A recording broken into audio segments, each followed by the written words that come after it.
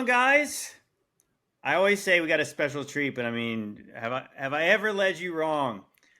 We got J Dreamer Z tonight, and like I said, we've become friends just by the chat. But like he does a lot of things that I do, especially you know making the connections between the movies, the different mediums. They share the truth with us, and obviously one of his segments is finding truth in the movies. And I know he did something on Fallout. And anyways, welcome to the show, Jay. Hey, thanks. It's really nice to finally meet you. Actually meet you. Mm-hmm. Yeah, I was digging I think I first saw your channel when you and Alpha and one other dude they were doing like the intro to like the short season topic and Mm-hmm. just covering.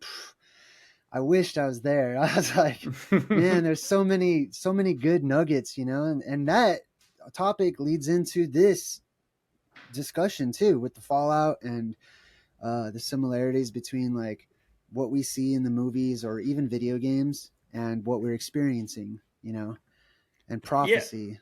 yeah, absolutely. I mean, I think that it's funny because that video, that podcast specifically was, you know, kind of really like, gosh, talk about a shifting not only the direction of my content, but I'm like my whole life, and like re-examining everything after that. Because I like if you, especially the way that podcast flowed. If you guys have not checked it out, now I'm sure most of you guys have. It was the first Decoding Babylon about the short season of Satan, Mm-hmm. and believe it or not, I don't know. Most people don't. I was on the fence at that point, and I'd seen some of Alpha Talks videos, and it was kind of like I can look back over the past 2 years and videos I made and just questions I had, just weird things, and it was like the culmination of them all coming together, and I was just kind of like, wow, like, and I mean, it was funny right after the podcast. I said, well, this podcast is going to take a different slant after this, and not knowing what was coming next, knowing how many people I'd be alienating because they think Jesus is coming back tomorrow, Yeah. like, and I say, well, he's already been back. Then it's kind of like let the chips fall where they may. But at the same time, again, like, so watching different movies, and I'm looking for certain kind of ideas of like maybe biblical prophecy and different things. Mm-hmm. And I never considered like, what if all this stuff already happened? What would they be showing us in the TV and the movies if Yeah. it already had happened? Yeah. And I really appreciate like that kind of approach and perspective because I say that all the time on my channel. Like, I'm not telling anyone what to believe. I'm not saying this is the way that it is. I'm a philosopher. I'm an explorer. I'm a truth explorer. I'm exploring all the avenues. I'm asking what if. I'm considering the implications of things. And the movies just blew my mind. Like going back a few years, I used to have a lot. When I first started talking about the movies, that's what gave me the ideas. I had, you know, and so much, so many comments in the chat. And people are like, oh, it's them. They're hiding it in plain sight. You know what I mean? Mm-hmm. And I'm like, let me consider this, right? Because every time that the new movies come out and they're just, deep or apocalyptic or just touching on prophecies or, just ancient truths, um, it's so easy for people to be dismissive and just say, oh, it's them making fun of us and just showing us the truth and laughing at us behind our back by creating $1 billion movie or whatever. So I started thinking more biblically, actually. In Corinthians, it talks about love believes all things, and I'm like, Mm-hmm. well, I mean, I believe God is truth, and so I also believe God is omnipresent. So if God is omnipresent, then the truth is omnipresent, and therefore, any discrepancy lies with me and my perception of things. Like, It's the good. truth is knotted up, or at least that's my perception of it. It's out there and it's all over the place. And if we combine that idea that the truth is everywhere, so we can pull the truth from movies, music, television, especially all these mediums and um, avenues that require a mode of creativity. Instead, creativity shifts us from instruction and indoctrination and just being mindless zombies and slaves to thinking outside of the box. you know that more balanced approach. So if we combine that concept that love believes all things and that there's an element of truth to everything, no matter how it may, how the enemy might try to twist things or take the truth, which is all that there can be, and manipulate it, then we combine that with the biblical verse that says that, alludes to Satan being like the king of the airwaves or whatnot. You know what I mean? Uh, hey Jay, one thing, I don't know if you can turn your mic up on your end. I know that people Yeah. are complaining in the chat that Oh yeah. we good. Okay. Jay's back around the screen. Yes. Okay. So the video works well. Okay. Cool. Yeah. So go back to so you were told before like that they're revealing things in the movies, and were you a skeptic of that at first, or were you like? I mean, I think that most people they do just think, okay, this is a good story, and you would never consider that like Star Wars came from any real true place. But then you're kind of like, but Mm-hmm. even as like a young kid, I remember thinking like, is this a Christian movie?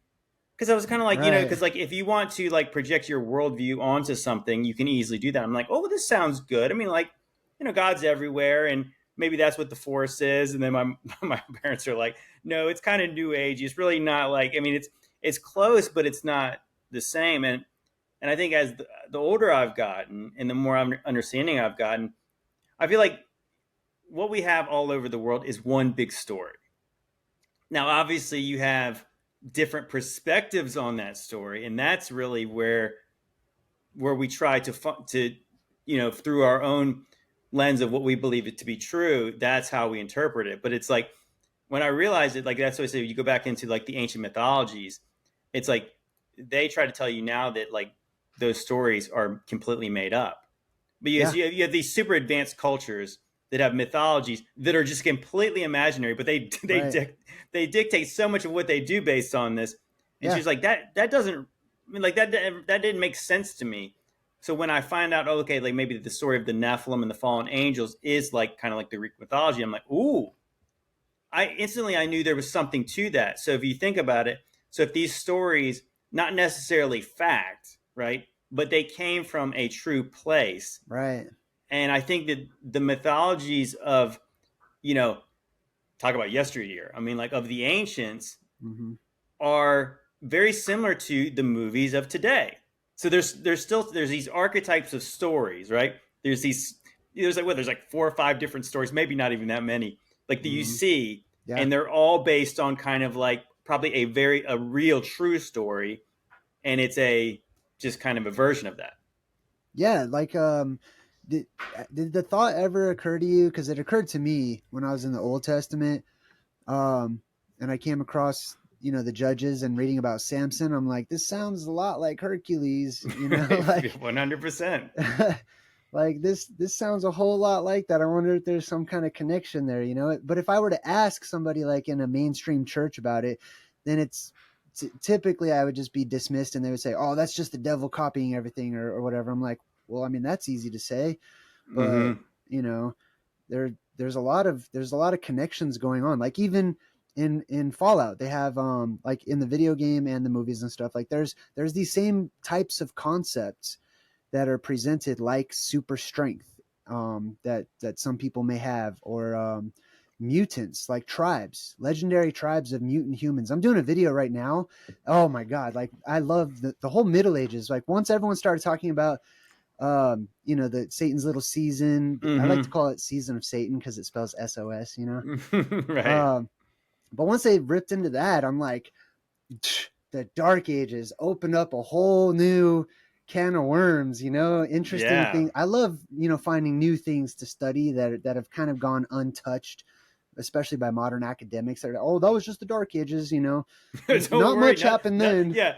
Nothing. Don't even look in there. That's nothing worth even checking into. Yeah, Just it's trust us dark. that it was Yeah, we bad. don't got much. There's nothing there really. When you start looking into it, there's question after question after question, and anomaly after anomaly, and strange things, events.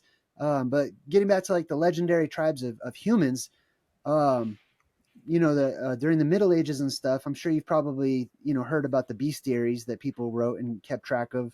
The monks that kept these diaries where they wrote down all these different mythic animals and beasts and whatnot, and the pros and cons of each one, and wrote You know, pictures. And I actually had never heard that. oh, you'll love it. Oh my god, it's like all the mythic creatures. If you just do a quick, I promise you'd probably do a video on it. Like if you do a quick search just on the images, right? Because there's plenty of them. During the Middle Ages, many of the monasteries and the places where they had monks and friars and whatnot, they kept records. They kept different kinds of records, right? Some were historic records. So, for example, the Anglo-Saxon Chronicles was during the Middle Ages. They had a monk or a friar go around to each monastery and collect their local history, and so that they can make a compilation of it. And they call this the Anglo-Saxon Chronicles. It's a history of major events that happened for 1,000-year period during the Dark to Middle Ages. Interesting. And it's mind-blowing. So in addition to stuff like that, they also chronicled strange mythic creatures and animals. I mean, some regular animals too, ones that we know of, but all kinds of ones that we consider today to be fantasy, fiction, not real. And in addition to the pictures, there's historic records and stories from travelogues, explorers who are said to have gone around the world, um, um, logging in people's experiences and their own experiences, firsthand and secondhand, of strange creatures, and then also these weird legendary tribes of humans, different ones. Like for example, pygmies. A lot of people commonly have heard of pygmies, like little short people. A griffin would be like a good example of the animal type or whatever. But there's humans that had, there's humans that they seemed to be headless. There's and whole tribes. I've seen those weird pictures. Are you talking about that they have like a body and it's almost like a square at the top, but their faces are down? Yeah.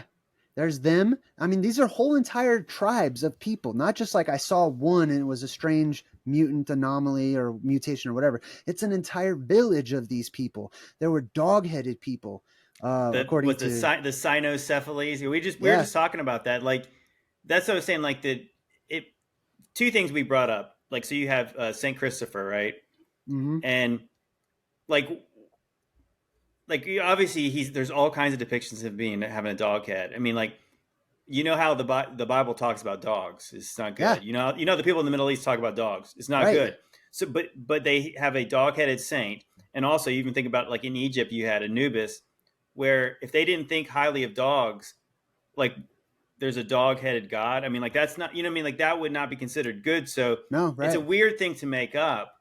Unless you're trying to insult someone. Right, exactly. And so there was these factions. If when I have examined the historic records, and including myths and legends and things like that, which I consider it all to be historic record, just different perspectives on the historic record.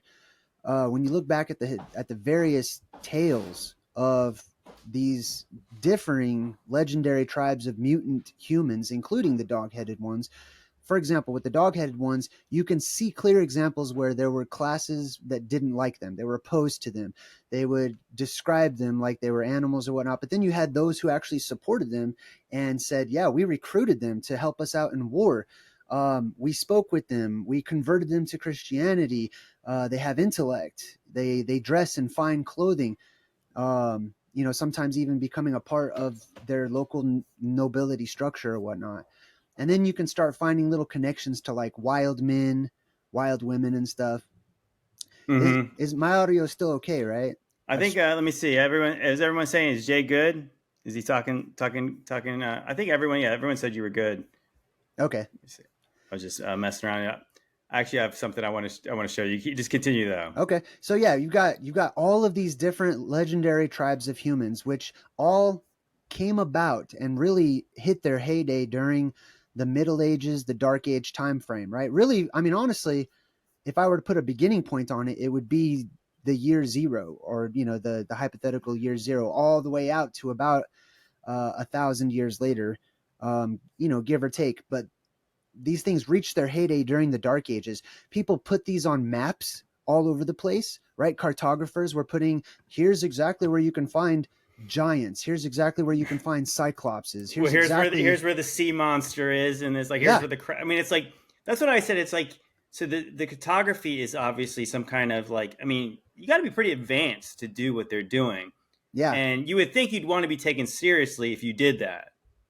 So why would you you would, put some? especially during the Middle Ages. Yeah. So why would you put some sea monster on there unless No, no way. that's where they saw the sea monster? Think about all the different insane. I mean, the Dark Ages and the Middle Ages were just renowned for torture, for just insidious forms of torturing people who even crossed the line a little bit. You know what I mean? Like they Mm-hmm. were burning people at the stake. They were creating fantastic devices to publicly torture people and get confessions out of them and stuff.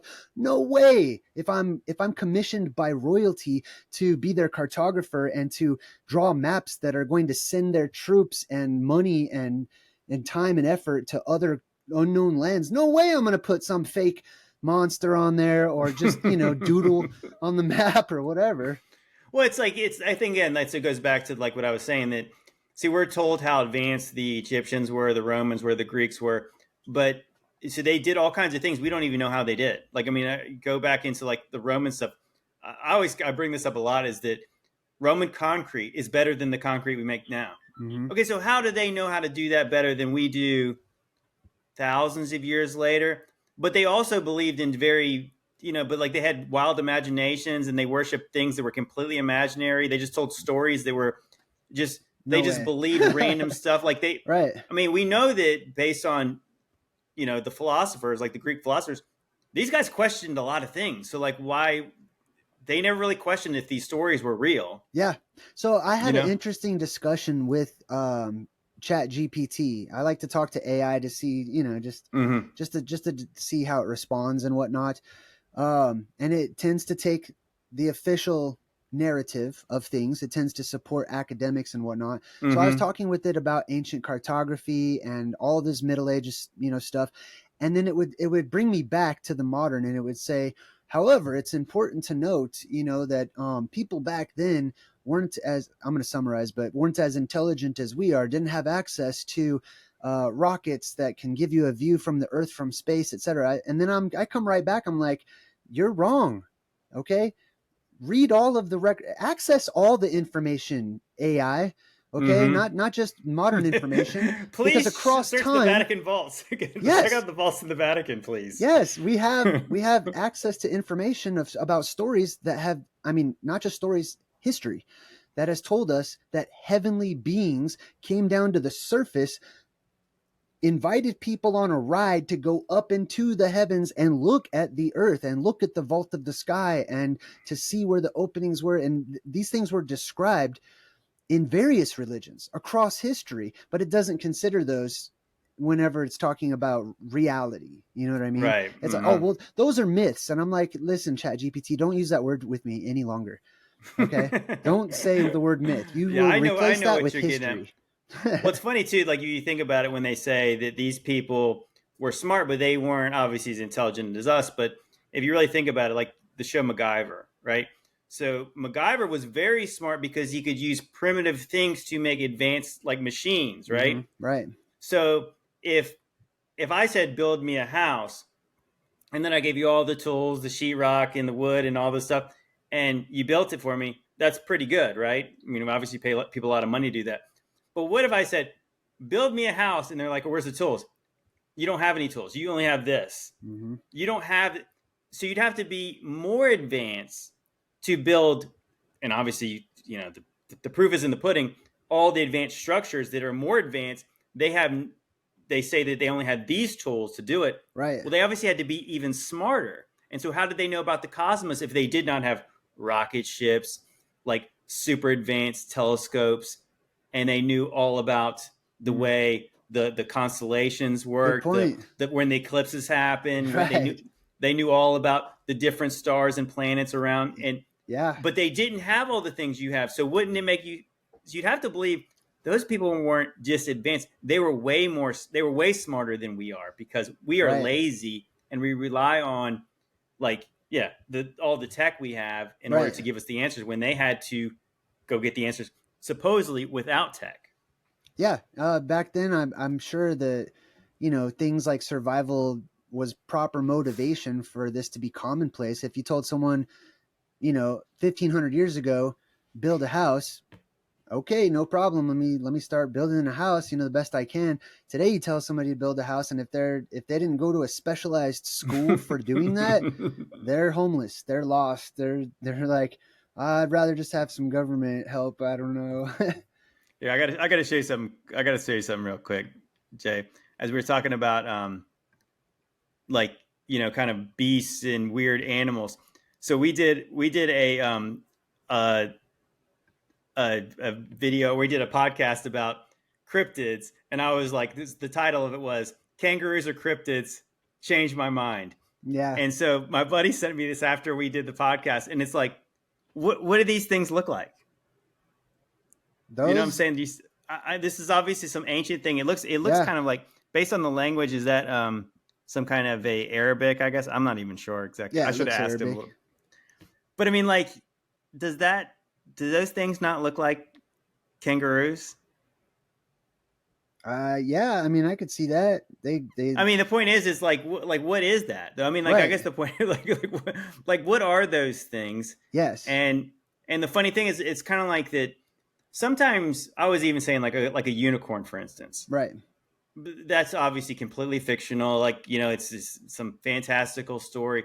But I was like, but like a unicorn's really not all that hard to imagine. It's just Not a horse with really. like a, it's just a horse with a horn on its head. Right. So like there's weirder animals today, and obviously if you go down into like the trenches and the weird stuff in the sea, there's Mm-hmm. way weirder stuff than that. Like, I mean, like how, like, can you believe the stuff that they find that actually have, like, they have their own like bioluminescence and Right. weird stuff, and Yeah. like what is it, like electric eel? The thing can literally shock you to death. Yeah. That sounds like something like is that any crazier than something that could breathe fire? No, I have found that all it really requires is a change of condition, a change of atmospheric conditions or living conditions or terrestrial conditions, because we adapt to Earth. We adapt to the conditions where we live in our regions and our geography and whatnot. And when I've studied, as I'm studying, like strange times, especially, going back to the Middle Ages and the Dark Ages, when I went over the Anglo-Saxon chronicles, they're describing atmospheric phenomena left and right in the form of um, fiery serpents and I mean, sometimes they might call it a dragon. They would call them wonderful serpents that stretched across the land. They would literally say the glory of the heavens descended onto the earth. And Mm. back then, the word glory meant glowing. It meant light, basically. Well, that makes me think of like a seraphim angel, which would be like Right? the fiery ones, Yeah. and like a lot of times they say these are like they're kind of serpentine like. Yeah. So if the conditions of our world were different than what we're used to today, and they were so commonplace at the time that people, for varying reasons, didn't decide, I think I'll write down these normal average everyday conditions for the people in the future who won't have these conditions. Like, we don't do that today. You know what I mean? We don't consider and write to people in the future, hey, here's what a car is, or whatever, because they're Right. Well, yeah, commonplace. the context matters. I think that's what we talk about. We try to explain this Mm-hmm. all the time now. When you're reading the Bible, that it's kind of like that we obviously are in the same time, same place. If I wrote a letter to you, I wouldn't say, "Hey, guess what kind of things we have outside right now," and it'd Yeah. be like, because it would be, why waste all this time? We're like, Right. get to the point. So it's important to have a context of the world they lived in and how they might have thought. Yeah. So when they Biblically, describe certain things, I think that's why certain people like, well, why isn't it more in depth about like the sons of God and the Nephilim in Genesis 6? It's exactly. like, because this was such a commonplace story at that time. Just like, again, if you go over to the Greeks, they have a story exactly the same. So you Yeah. don't have to explain every little detail about it. And that's not what the story's about. The story is like, everybody knows the story about Exactly. before the flood, Right. and we're just putting it in the Right. context They had a of focus when they wrote on that. They had a point to the story, and I think that's why there's so many contemporaries to the Book of Genesis. They each mm-hmm, cover the same story, but their focus is on different things. So Jubilees focuses on timelines, and mm-hmm, increments of time, and the women and the wives and other things like that. Enoch focuses on cosmology and the different terrestrial realms and otherworldly entities. Um, in the canonized version of the Bible that we have today, when we get to anomalous things that the author perhaps may have known, not everyone might know about this in different regions or different time periods or whatever. It says, is it not written in the book of such and such? Meaning, Right. here's a reference. You want to know more about that? Is it not written in Joshua, or Well, whatever? it's almost like the way it's way it sounded as well. It's like you already know this Yeah, because right. because Yeah. is it not Is it not written? isn't this already not common knowledge because you Right. guys already know this other thing? Yes, right. And then also a similar thing can be applied to prophecy too. And so we can apply something similar to ancient history that may have been loosely forgotten over time. So, for example, the book of Job and talking about Leviathan and Behemoth and strange Mm-hmm. creatures of that time, going far back into the past, uh, the author describing it as best as they can, and also a certain level of understanding of how people in the modern during his time understood those concepts, but also prophetically, whenever people are shown things far into the future that they don't actually have firsthand experiencing working knowledge of because they live during different conditions or a different time, you know. Um, Right. Well, it's like even like as Paul says that it's like we're seeing in like a dim room. Like I can yes, kind of see it, but I can't really. I'm trying. Yeah, it's like yes, trying to explain a dream. I know like I can tell you because most of the time they're not that vivid. Where I got certain details and I'm trying to give you the paint the best picture, right. but it's a little foggy. Right, yeah. So that's why I really like the book of Revelation so much, because those concepts, Genesis and Revelation, they come up in Fallout, just the the topics that all the things that they cover, they come up in all the different movies and stuff. And there's otherworldly creatures. There's cryptids that are in Revelation, that come up out of the bottomless pit. Yes, the locusts are very bizarre the way they're described. Right. There's and then there's also just like I was doing this breakdown on the Rings of Power, the Lord of the Rings and stuff, right? Hmm. And they're constantly talking about like the Southlands and how they need to go out to the Southlands and help everyone. And I incorporate my perspective of the land at the North Pole as being like the holy country, and that I'm writing I mean, I just finished a book about how, like, I believe that that's the Garden of Eden, and I believe that Hmm. that's Hyperborea and these. Have you read Alpha Talks? If you guys have not checked it out, Alpha Talks actually did a book about all the mythologies all around the world about the Garden of Eden. No, I haven't seen his book Yeah, it's yet. actually yeah, it's for sale on Amazon. So Okay, a yeah, plug for I'll my support him bro. and check Yeah, it you out. guys should support guys like Alpha Talks is awesome. I And would yeah. love to talk to him more about the theory of the floating castle and the city in the sky and whatnot, because that's of particular interest to me. Oh This. gosh, that's I mean like that is that's funny. Like in the podcast we did when we first talked about the short season, Mm-hmm. because that was why I was a holdout, because I was like, okay, so if Jesus come back, where he's at? Where's he at? Because Yeah. like I never really thought. And then he was kind of like he was talking about paradise. The thief on the cross. You'll be in paradise Mm-hmm. today. What's paradise? And then he talks about the other verse in Revelation, Eden, and then he starts talking about Eden being like obviously a place where New Jerusalem is, and it's this place that's kind of separated from this world, because a lot of people have wondered, like, it makes no sense if you really think about it. Like at one point I thought the flood destroyed Eden, but God would not destroy the Garden of Eden, Mm-hmm. right? Like he really flood his garden out? I mean, obviously there was no people in there, so he didn't have to purge that place. Right. So he was kind of saying like this place was not connected. And if you actually read a little further, Mm-hmm. the garden is the mountain of God. Right. Could that be some kind of connection with, like, that's Mount Zion? Right. The I think garden's so. up. Yeah. Yeah, and well, it makes a lot more sense, because even I was bringing up that David is in the Psalms. He's talking about Mount Zion and where God's at, and so I'm sure a lot of people reading the Bible, like almost with hindsight, they're saying, "Oh, he's talking about where the temple is," Mm-hmm. but there was no temple in the times of David, because remember he wanted to build one. Right.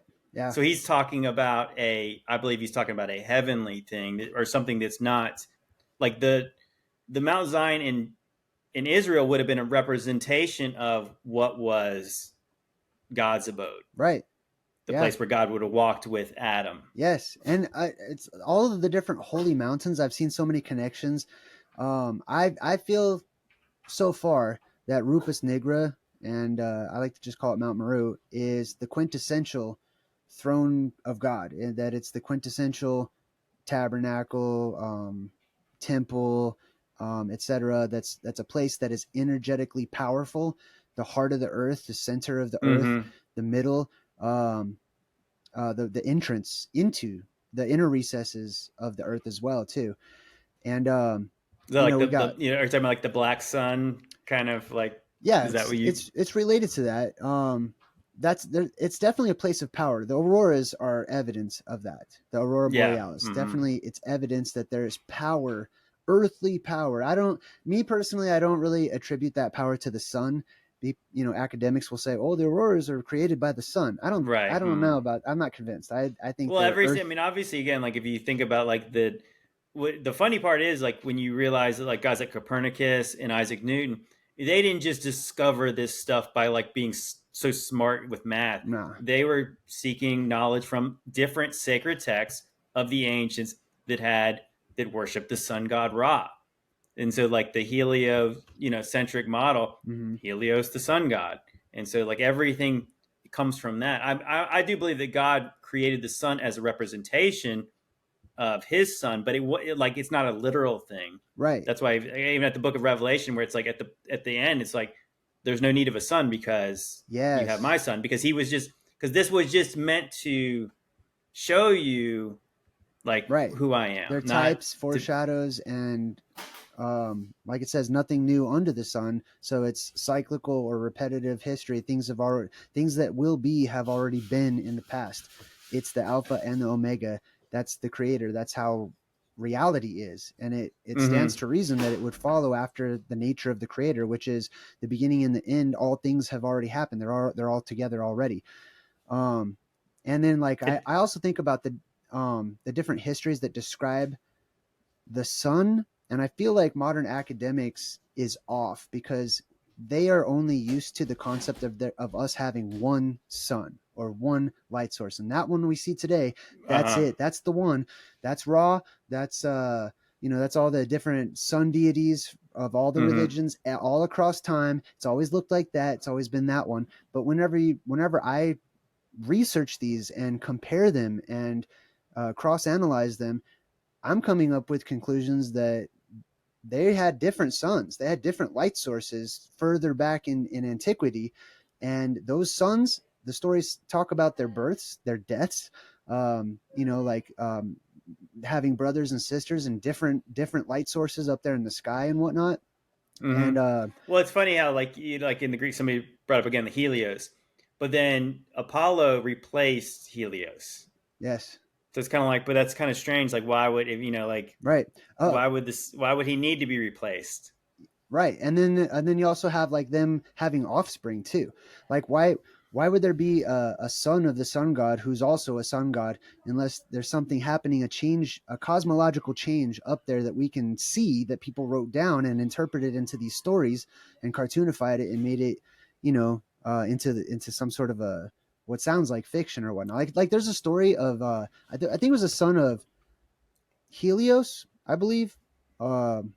Or Apollo, one of the two, where his son wanted to ride the sun chariot. Like his son, he was Mm-hmm. like, "I'll give you whatever you want." He's like, "I want to ride the sun chariot across the world." Mm-hmm. He screwed it up. He told him, "No, but no one can do that except for me." He let his son do it, and the sun, the records or the myths say that the sun dipped down and scorched the earth because he was out of control, and then it went way too high up and the whole world started freezing, and then it came way too low and he started like, Interesting. yeah, he was off course with the sun. So this sounds, if we interpret that as a historic record of somebody, you know cartoonifying history and just turning it Mm-hmm. into the telephone game of time, and it turns into an actual story, the the light source that people considered to be the sun, there's a direct correlation with it burning the earth and actually scorching it. You know what I mean? Mm-hmm.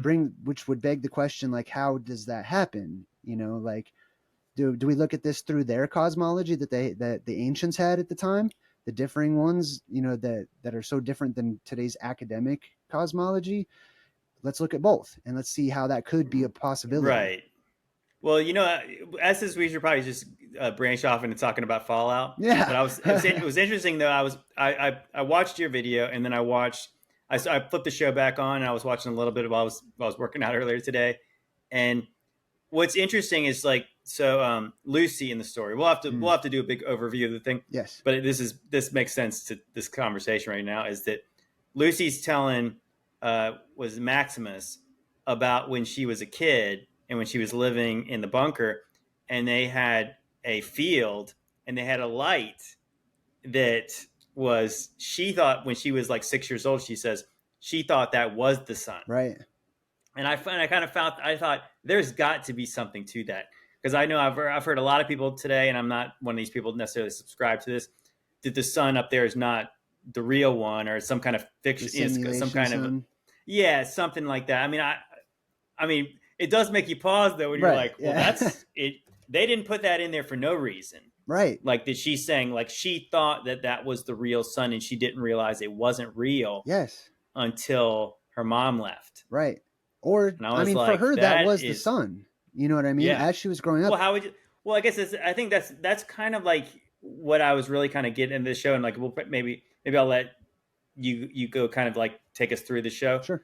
But what I kind of really see, so you have two characters, and I think I'm glad I took some time because I talked about this early on, right after I saw it, and then I made like a quick reel about it, and now I've thought about it more, and I'm like, what you have too is like, so the two protagonists in the show really are Maximus, who lives on the surface, and he kind of all he knows is the apocalypse, and then you have Lucy, who all she really knows is this what she believed to be true, all the things under, and their perspectives. Obviously, that's their perspectives.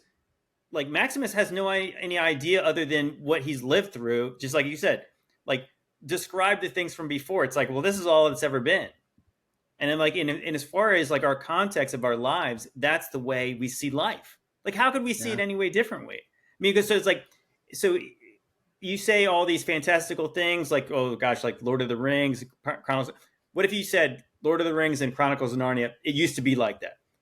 Well, if it's not like that now, it's like, it's almost like I don't believe it. I don't buy that. Right. Because this is all that I've ever known.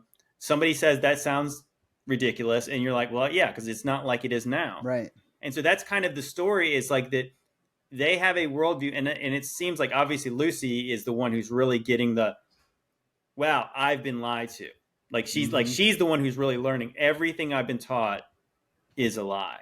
Right. And anyways, you want to kind of you go through this, maybe like take us through like Fallout and kind of like the whole concept of. Yeah. So let's give like a quick breakdown and just pretend like no one's ever heard of it or seen it before. So the concept is it goes back to, we'll say, about the time of the 50s in our modern world. And this is where things get really interesting, because around the 50s, the governments of the world, instead of, just stockpiling nuclear energy for themselves and just making bombs and whatnot, they started filtering it into technology that they released to the public. So robots and, robotic servants and machines and stuff took on a whole new light way back in the 50s, almost like it's doing today, but it had more of a 50s old-fashioned flair to it. You know what I mean? I think, it's funny. So I got pushback because I said the 1950s in my video. That's obviously the aesthetic they give you. I think they say in the video game it was actually 2077, which I don't know. It's kind of a weird thing to me. There's different timelines in the different movies and video games and stuff. I'm not by any means. I want to say when I watched the show, I could be wrong about this, but I swear they said it was 2150 at some point. So I was like, okay, that's 200 years after the 50s. So I thought that's the way I perceived it. But anyways, yeah. But anyways, for all intents and purposes, when you watch the show, you get a very 1950s vibe. Right. Except it's got the little different weird things about the nuclear powered robots and stuff. Yeah. So there's a long timeline when it comes to the Fallout series. And there's different events that had happened on that timeline. There was even different like nuclear wars. There wasn't just one major nuclear war that happened back in the 50s or whatever. It happened again. And there was these different moments in time whenever they had these major events that sort of shaped the timeline or whatnot, right? Mm-hmm. So my understanding of it so far is that they're 50s timeline branches off from our 50s timeline, you Right. know? It's like that's what I said. It feels like an alternate timeline Yeah, where it obviously I'm kind of a kid of the '80s, so I remember a little bit of the Cold War stuff of them. Russians are the Soviets are the bad guys, and we could get nuked, and if they nuke us, we're nuking them, and then the end of the world's going to happen. And so right. obviously this is going on for 30, 40 years of this threat. Yes. So that's right about the time that we pick up. And what happened is that there was a major corporation called Vault-Tec, and Mm-hmm. they were sort of the leaders of that type of technology. They took the reins on nuclear technology and all of its subsidiaries of the time. What they put all of their investments into was building these vaults, these deep underground shelters, essentially for the super rich as a business proposal. Their mindset was, this is how we will rule the world. We're not going to rule the world through war. We're not going to have countries fighting each other. We are a business, and we want to, that's the whole goal of business, is to be the best, to make the most money, to Mm-hmm. control everybody, and to be at the top. It's just another avenue, just like the monarchy or the presidency or whatnot. They're the corporation, and they want it to be the top corporation to own it all, kind of like Mm-hmm. BlackRock and some of the modern day corporations. You know what I mean? Right. Yeah. So that's how they were. So their plan, their scheme that they devised was, they made all of these underground shelters, huge, expensive vaults that spared no expense, and then they propositioned the other corporations of the world, right? Who have Mm-hmm. government connections and stuff. And they had a secret meeting of these elite world ruling corporations, and they propositioned them and said, listen, we would like to sell you all each, you can buy as many vaults as you want to. Each one of you will get a vault. You can fill it with whatever type of people that you want to. You can control that world, your own little underground world. It'll be a closed system. You can teach them what you want. You can, abuse them how you want. You can have a utopia. You can have a dystopia, anything you want. Little science Yes. experiments And so basically. the companies were like, well, I mean, that's nice and everything, but unless there's an apocalyptic event, it's kind of useless, because, and they say, Mm-hmm. well, that's where we come into play. No government's going to drop the bomb. We will. We're going to kick this off. We're going to drop all the nukes. We have access to all of this nuclear technology.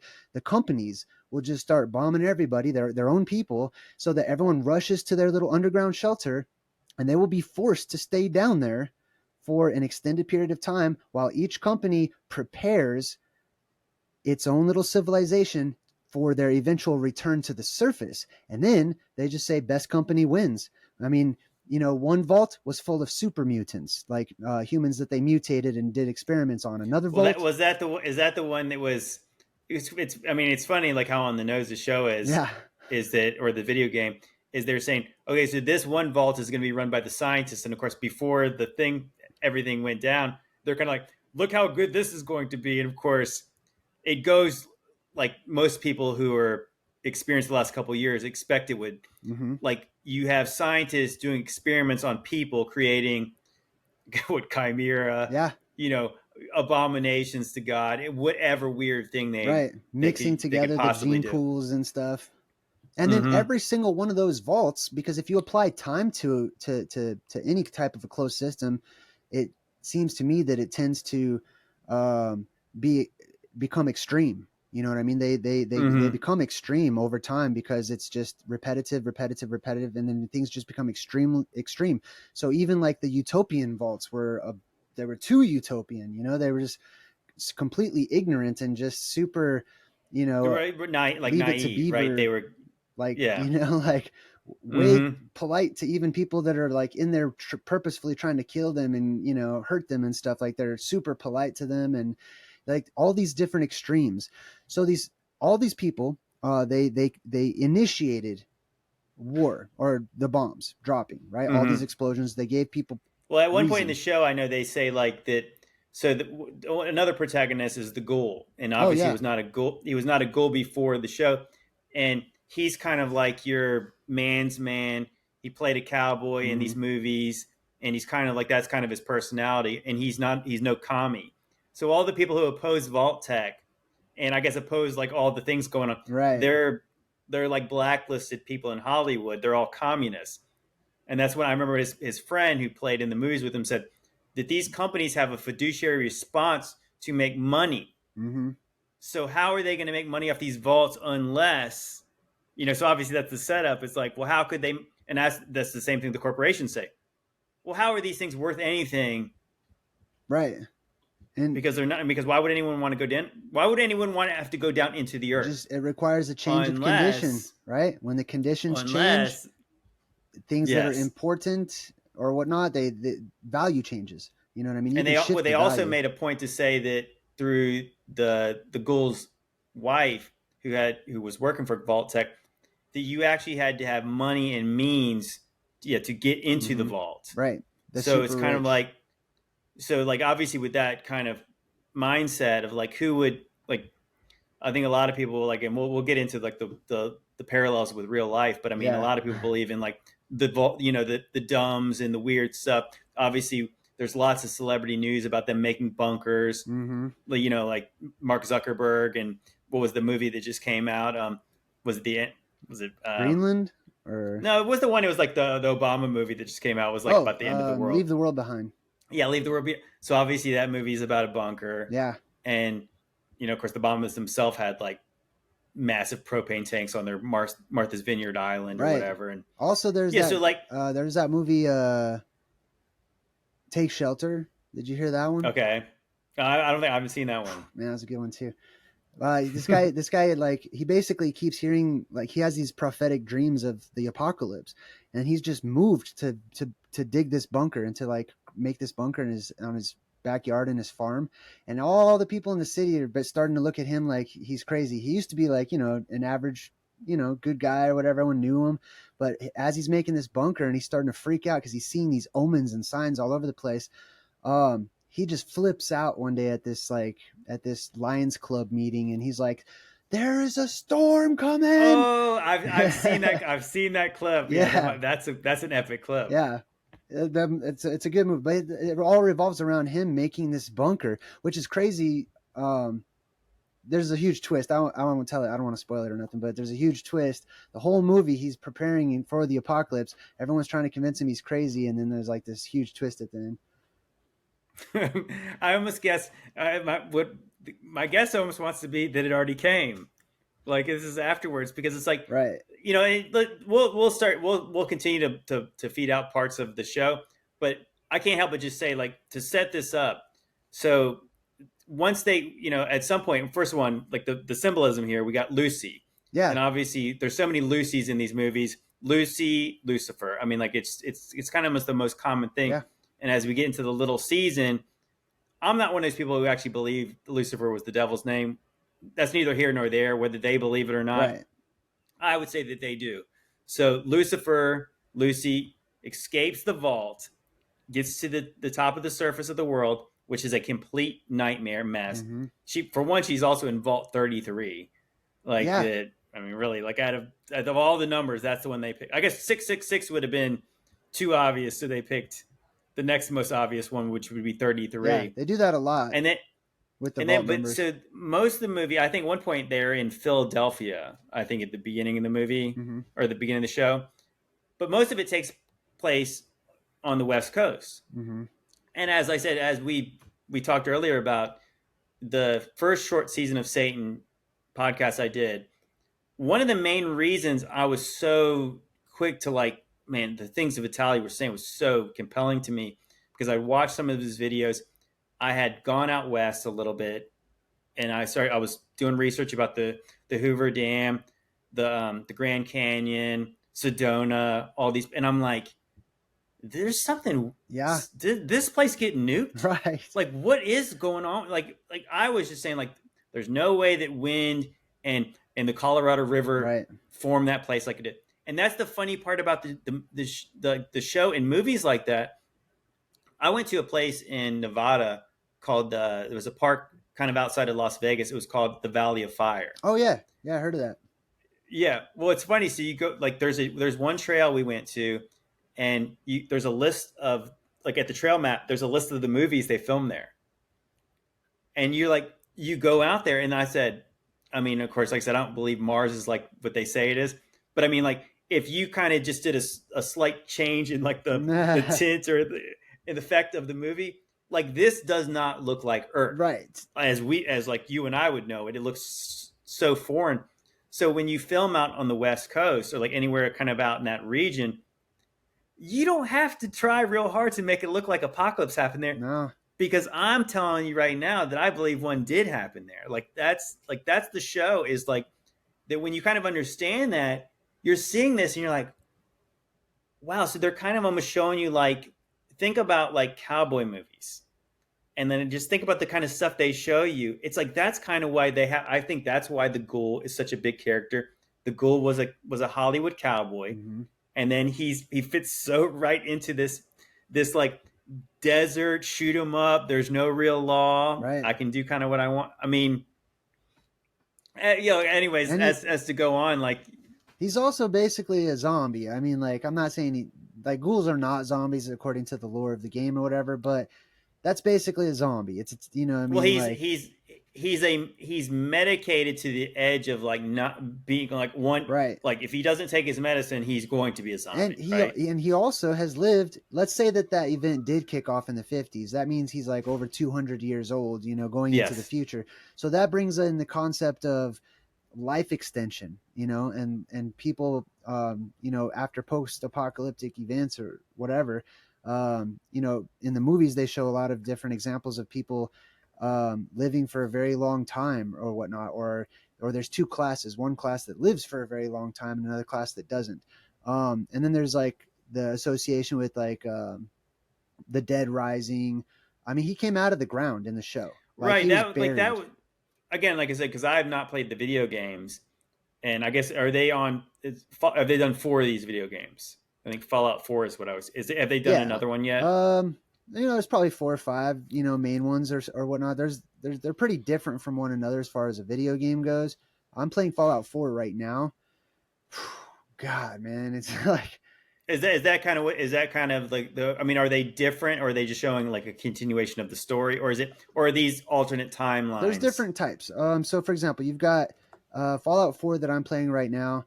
That one takes place more on the East Coast of the United States, so it really surrounds Okay. all of those East Coast vaults and areas like Philadelphia and stuff like that. You know, they have a lot of like al- allusions to like the history of the United States back in, you know, its heyday, and its you know, the Revolutionary War and all that type of stuff. But then you have other ones like there's Fallout Vegas. They have like a Vegas one where it's in Okay. Vegas. So it's different perspectives on the apocalypse and the post-apocalypse based on these different regions. But then you also have like Fallout Shelter, which is more like a two-dimensional game, like the old school ones where it actually shows you the vault, and then you're just a little guy and you go down and you like kind of build your vault. It's very like old school 1980s video game two-dimensional, Mm-hmm. you know. The one Mm-hmm. I'm playing is more like Skyrim, like you're in the game and it's three-dimensional and you can go traverse the whole world type stuff, you know. They have death claws, which are like these otherworldly, demonic looking, super strong creatures that roam about. They have giant bugs all over the place. That's another theme that's all throughout Yeah, I the saw you Fallout. showing that. You're comparing them to like you have like like the things in the ocean too. Like yeah, some of these things are big Yeah, bugs, like the shellfish yeah, in the ocean. shellfish. Yeah, totally.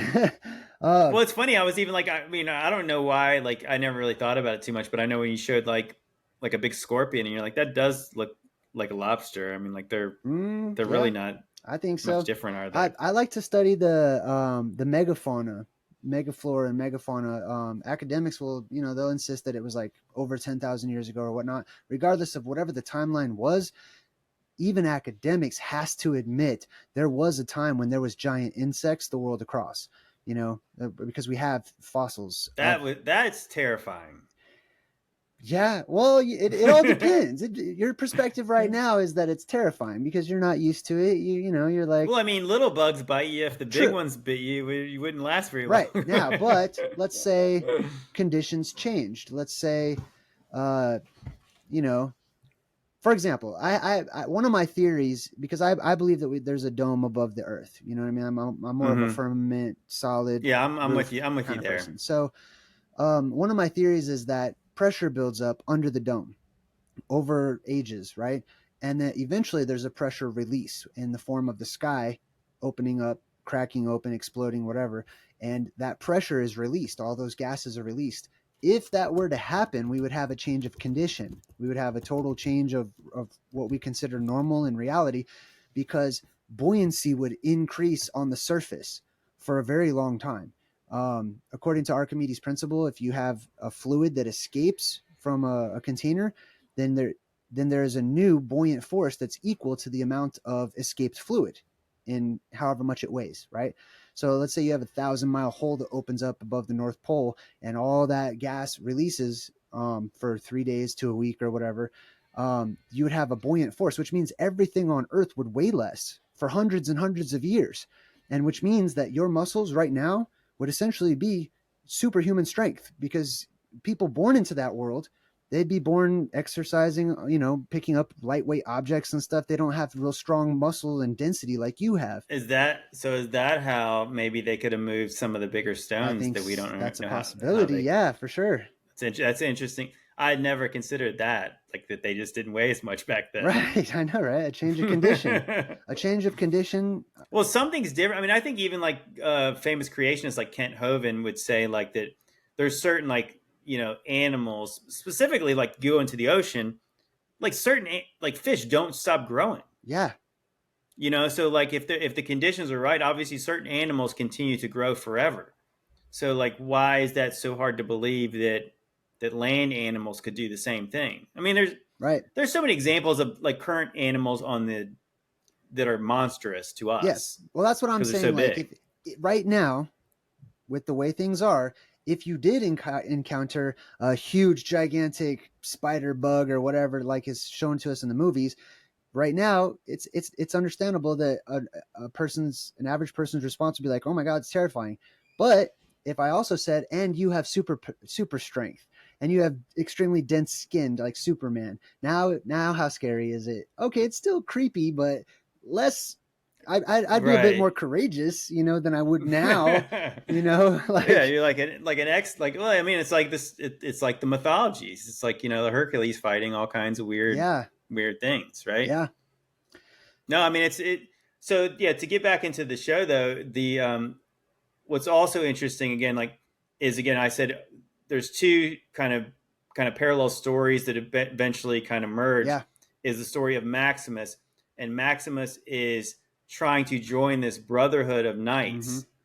And I was just like, as somebody who's obviously understands the secret society stuff, you have like this mystic order of mm-hmm. knights that, not even making this up, they even have like a red emblem on their chest. They're wearing like armor, Yeah, and they're looking for old world relics. right, And I'm exactly. like, that is your Knights Templar right there. Like to me, Yes. that's what this is. And I started to think about this like kind of. So you have two kind of factions of like the people who are kind of caught in the middle don't really understand what happened. Mm-hmm. But then you have two factions of people. Well, maybe you have more than two factions, but you have at least two that do know what happened, Right. and they're trying to take advantage of the situation. So obviously, you have the corporations who caused this, and I think what they say is like one of the main, I guess, corporate a holes in the show. He's like saying our like time is the ultimate enemy. So they're gonna use time to kill their enemies. And then so on the other faction is this mystic order of knights who know what happened, and they're searching for the things that was before the more advanced things in order to rule the current wasteland. Mm-hmm. And I was like, well, so you think about it. So you have the merchants of the world, like Yeah. now, and then you have the secret societies. We're all kind of in the middle of it. Like, we're not in either camp. We're just kind of just trying to make ends meet. And we're the ones who are like Lucy and Maximus. We're clueless to what's really happened. Mm-hmm. This is the only Right. world we've ever known. We know what we've been told. And as like Lucy's the one who's waking up to this. But yeah, like that's kind of the story of like this show is that yeah, you're kind of either one or the other. So Lucy comes from means, Maximus does not. So Maximus wants to think, I want to take it, I want to basically, I guess because maybe the knights are against the corporations, right? So he wants to be able to almost like Yeah, take revenge on the people who destroyed his right. world. And And which, like I said, it makes sense. yeah, there's Lucy down below. She could also be seen as like, you know, somebody that lives down in the hollow recesses of the world, the inner earth or whatnot, right? And to us, to them, we're speculative. This world on the surface is all, you know, up for grabs. It's a part of their fiction and a part of their myth and folklore and whatnot. It's not their Mm-hmm. modern reality down there. If there are worlds under the earth, then it stands to reason that if there's a separation between the two, between the underworld and the surface world where we are, then it would be vice versa. Them down there to us turns into our myths and our legends and whatnot until you have a meeting of worlds, until some event happens that opens up the portals, opens up the gates, and allows traversing between the two. Opens up the vault. Yes, and then you have a mixture. You know what I mean? Um, even the sky, even our sky. You know, the stories of the beings that came down into our world, or those of us who came up into the heavens or whatnot. Um, Mm-hmm. and then like there's a similar theme with, I wrote that down in my notes too. Relics and old world technology and stuff all throughout the movies. In Ready Player One, that was one of the main deals, is they Right? wanted They to had find to look for, relics, holy they had to relics, and find relics. ancient lost technology. There's this one movie, I can't remember the name of it, but it's like all the cities in the future were like moving, and they were like they had wheels or something. It was like moving cities or something like that. I don't remember the name of it, but it's just like huge cities were all like mobile and they all moved or something. And there was this secret faction of people, and this was like a post-apocalyptic world too. Um, a secret faction of people that were collecting like when the cities went to new places, they would have little scouts and explorers and stuff go out and like look for relics from yesteryear, technology that's been lost basically. And it comes up time and time again, and it repeats itself in our real actual history with like the the role playing people of, you know, World War I, World War II or whatnot, when certain leaders had certain departments that specifically Right. looked into esoteric lore and myths and fictitious items that they sought out and went after. You know what I mean? Yeah. Without saying too many names or words or Exactly. Go watch the Indiana Jones movies yeah. and like look up like the stuff that Heinrich Himmler was doing. I think they said when they found like the cache of books that Heinrich Himmler had acquired, there was 13,000 of them. Mm-hmm. Can you imagine what was written in those books? I can. Talk about the book. The book burners probably burnt those after they didn't want anyone to know what they were looking for. Because, I mean, I think I think what they show you a little bit in those movies, which are probably like now I kind of think about it, it seems obviously stupid that the guys, the Germans from the 30s, could get the lost ark and they could wield the power of it Mm-hmm. somehow. But it's interesting. The guy Belloc, the French guy, is like a Kabbalist, and he's Yeah. like, I think that's what he's doing. This ritual. And it's like God's power is not going to be used like that. Obviously, the Holy Grail, you're not going to get eternal life by drinking from. You're not going to cheat the system Yeah. by drinking from God's cup. Right. But but I think what that is a window into the fact that they weren't just getting. I mean, like I think what was the spear of destiny? I Yes. think that's like Yeah. a literal thing. And that's like a real story that the Germans. I want to say that they say they got it right. The If you guys are not aware, the spear of destiny was what they believed pierced the side of Jesus, one of the Roman soldiers. You know where the blood and the water Mm-hmm. spilled out of his side. I mean that's I think that's they say they found that, right? I'm not sure about that, That's the but story. but I Right. I've got that's I've the got some, story that I've they got some actually. theories on it, but the story is that they did find it, but it was replaced, so that they had like a mock version of it. Uh-huh. You know, because the public, they told the public that they had found it. You know, maybe to sway influence or something. You know, like if the public feels that like your country has this powerful thing or whatever, you could put it on display, just like they have like a fake Constitution in the United States on display or whatever, but the real one was taken or put somewhere special, just like in Indiana Jones, where they have that huge warehouse full of just right, holy right, exactly. relics I and mean, of course, like it was funny. Like again, the truth in the movies is like that if they ever found something like the Ark, like there's no way that they would let the public know about it. They would no. not put not as that thing belongs in a museum. It's like no, they're saying that is going into the back of the warehouse in the Smithsonian Yeah. with with all the Bigfoot Yep. bones and yeah, you know, Gilgamesh's tomb. All that's going to be right next to each other. But I mean, like you think about it, like this is how crazy it is. Like that, yeah, the Lost Ark crazy, right? But Revelation chapter 2, I believe, or is it 2 or 3? It talks about Pergamum, and Pergamum is where Satan's throne was. And so, what a lot of people believe, including myself, is that they had this altar to Zeus there, and it looked like a throne. Hmm. Back in the church in Turkey, Pergamum, they had this altar to Zeus, Yeah. and so like the inference is Zeus is Satan. That's Satan's throne.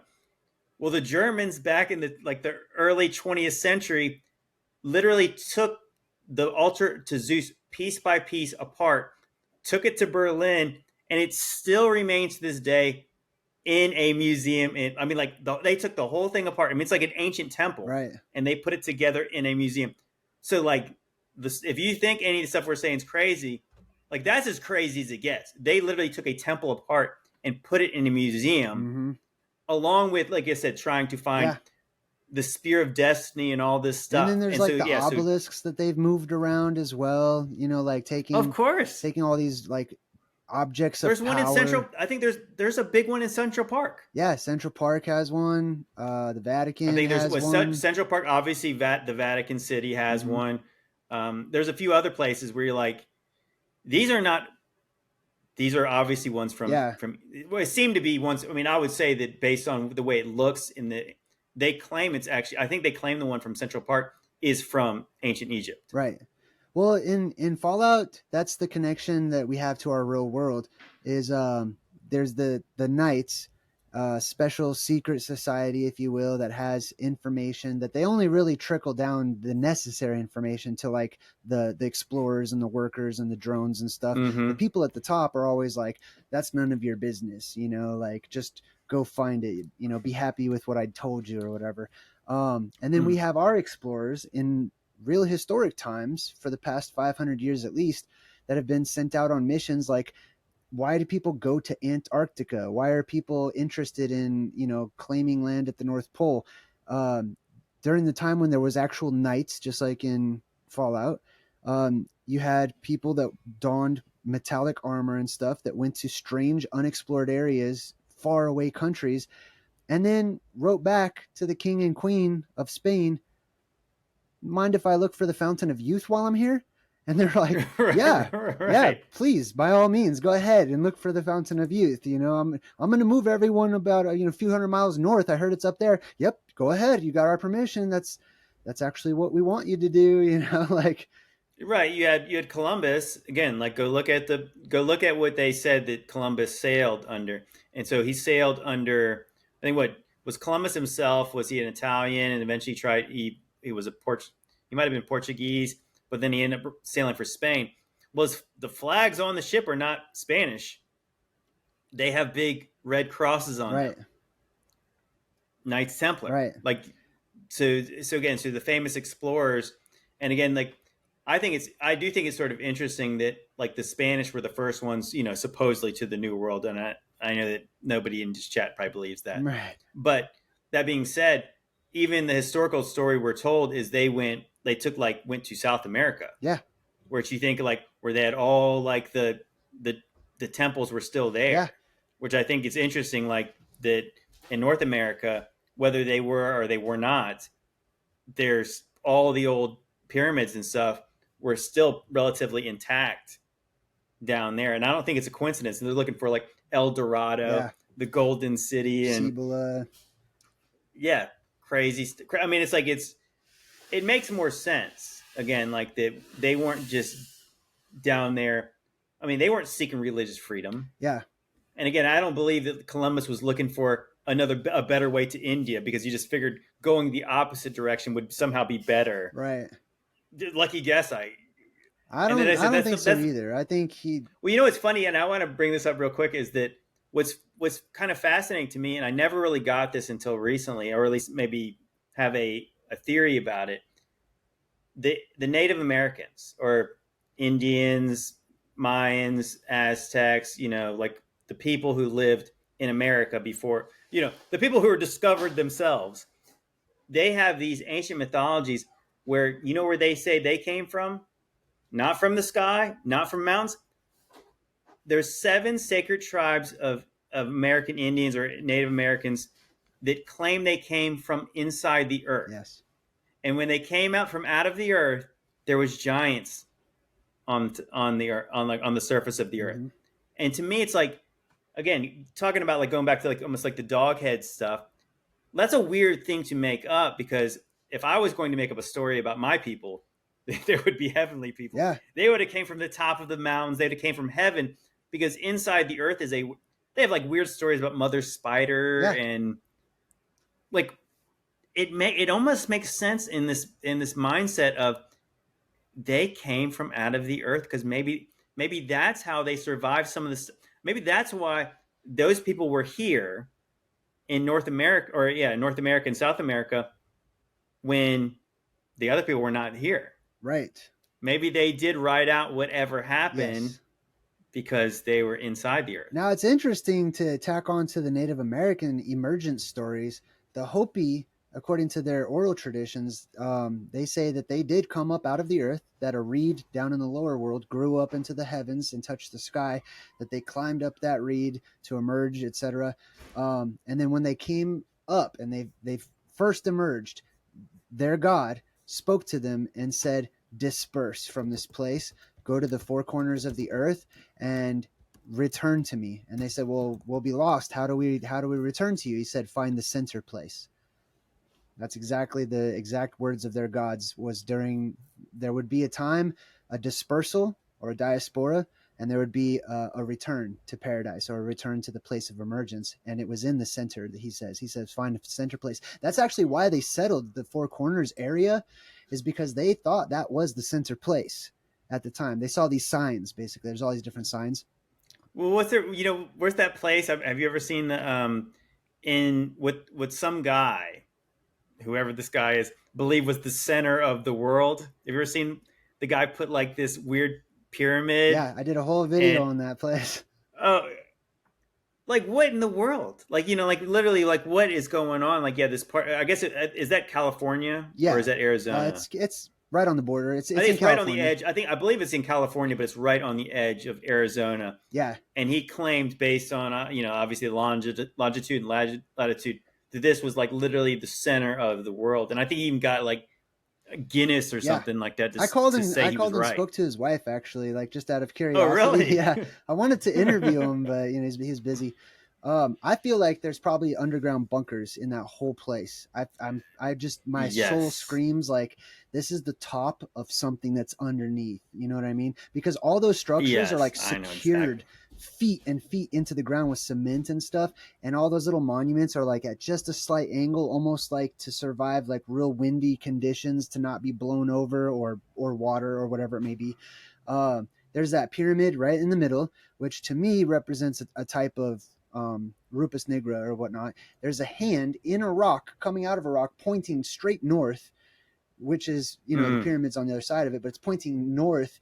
And then they have this unfinished pyramid with this church at the top, right? I don't know if you've seen like all of it or whatever. Yeah, I mean, I almost made a video about it at one point. I was like, because it's but it's just so weird. I mean, like it's weird without kind of the understanding. Yeah. But no, I know you were just, like I said, I know you were just at the Denver airport. Yeah. And of course, I made a video about it, like everybody else who does what we do made videos about the Denver airport. And it was funny. So when I was like hearing all the conspiracies, and the funniest thing is if you ever go try to debunk, when there's a page to debunk all the conspiracies, there's not one debunk in all of it. It's more just like, nuh-uh. Like, this is what people say, and they really have no way to disprove it. But one of the main conspiracies is that there's an underground city under the Denver airport. like all kinds of buried Yeah. stuff. But I was saying, like, so in my video, I was saying, we know that NORAD, they're literally, like, you go look this up, the Cheyenne Mountain Complex, which is 95 miles to the south, there is an underground city, Yeah. and they'll admit Yeah. that. They say there's 15 buildings under the mountain that are on springs. They have their own, like, water system. They Mm-hmm. have their own electrical system. They claim they can ride out, like, nukes, EMPs, earthquake, everything. And I was like, okay, so maybe they don't need an underground city under the airport. Maybe they just need a tunnel to go to Right. there. And somebody was like, well, they never would have been able to dig that far. I mean, people Oh, would have known. I was please. like, but I was, of course, in my video, I was just like, well, what if they dig the majority away on the top secret side, and then they only need to dig a little bit of far on the other side, because we already know Right. they dug miles. But then I also made the conclusion that, well, the theory that some people complain that the Denver airport was a little far outside of Denver for their liking, because I guess the previous airport was closer. Right. And obviously there's land everywhere. Like, why wouldn't they just make it closer? So I said, well, what if there was already tunnels under there, Ah. and they just decided to put the airport where they put it? And I'm like, Right. with the kind of knowledge of, like, just say Fallout. Okay, so going back to Fallout, is that 200 years ago there was an apocalypse in the show Fallout. As those of us who look into, like, the mud flood idea, Mm-hmm. we believe that probably happened 200-ish, 250-ish years ago. Right. So what if there has been tunnels? And again, this should not actually be that surprising. We look, Vitaly and I have talked about Cappadocia, Turkey. There's places under the mountain that can fit 20,000 people under this melted place. And then you think the megalithic structures.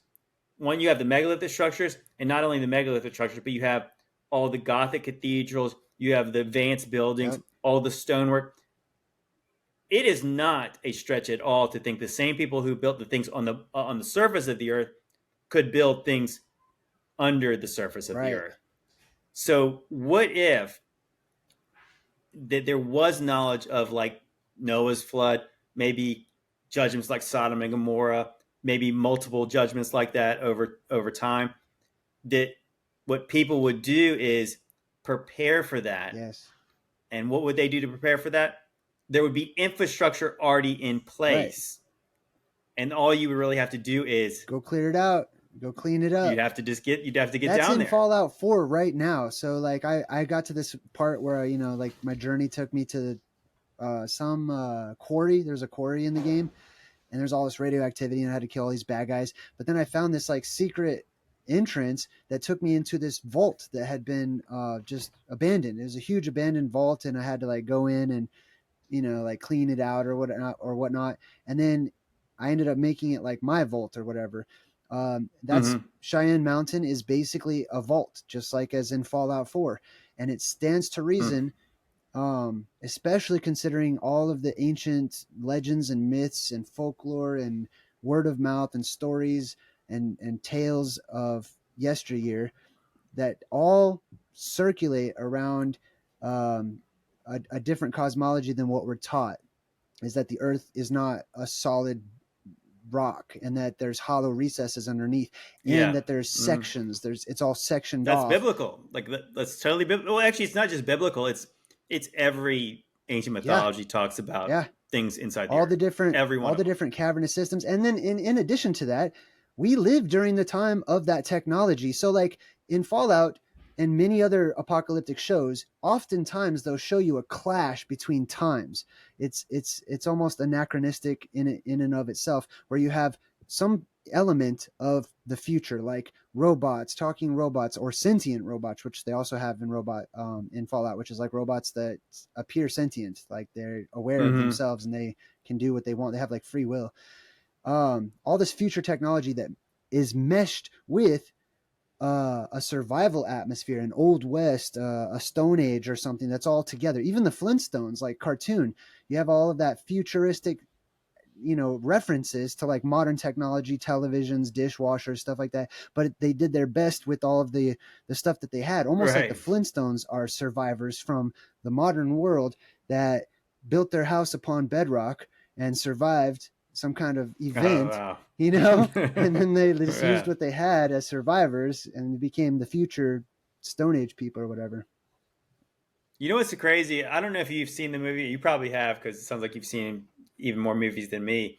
Was what was there was a movie with gosh, forget his name. Guy Pearce.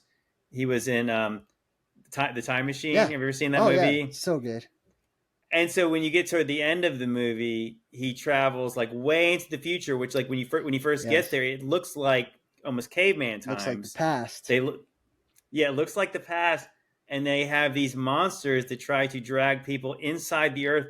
And when he gets down there, he finds the most demonic looking The people who Morlocks. have these. Oh gosh, and it's like, and so what the stories, and I really started to get the chills when I was listening to him talk. It was like that there was these people who had lived under the earth for so long, and their plan was eventually to go back, return to the surface, but they couldn't because they had adapted to inside the earth. And I was like, wow, that actually kind of makes a lot of sense in a lot of ways. Because even we were talking about on our cryptid episode, let's just take pigs, for example, which is interesting that pigs and humans are very similar, I guess, genetically, as far as like the physiology of pigs. You take a farm raised pig and you let it get loose into the wild for in a very short time, it gets tusks, it Yeah. gets thick black hair, Yeah. and it's like it's the same pig. It's not like generations of Right. pigs, and you're like, Akin to the Morlocks living underground for hundreds and hundreds of years, or the humans that became and the Morlocks.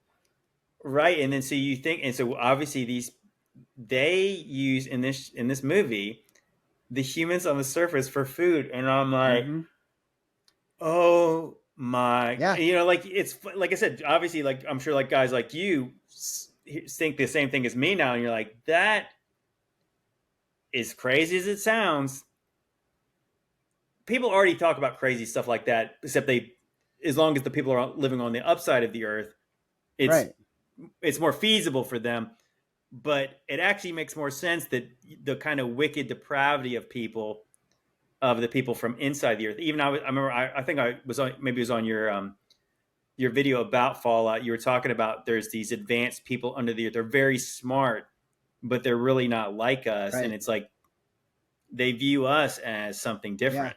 Well, in a Time Machine also, remember where all the people ended up living in the future? They were cliff dwellers, just like in the What's past. funny is like so you what's funny like the cliff dwellers where it's like I wonder this too because when I was starting to go down the rabbit hole when I was a kid I went out west and I saw the Anasazi Mm, cliff yeah. dwellings and you're like for one obviously somebody carved into the Yeah. mountain those Right. things I mean like those things were not there they carved into the mountain these structures and like so why did they put them so high Monsters.